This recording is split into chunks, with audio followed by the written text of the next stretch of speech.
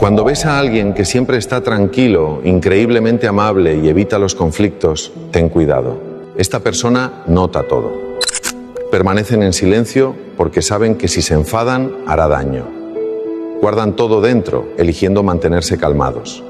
Pero el día que exploten será una verdadera tormenta.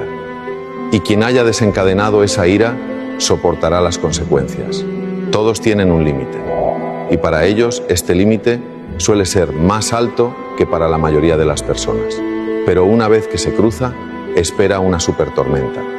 Por eso es esencial respetarlos. No confundas su silencio con debilidad. Detrás de cada sonrisa tranquila hay una fuerza y determinación que pueden sorprenderte. Dentro de la tranquilidad yace el reservorio de la resiliencia. Cuidado con la calma, porque dentro de ella se oculta la tempestad.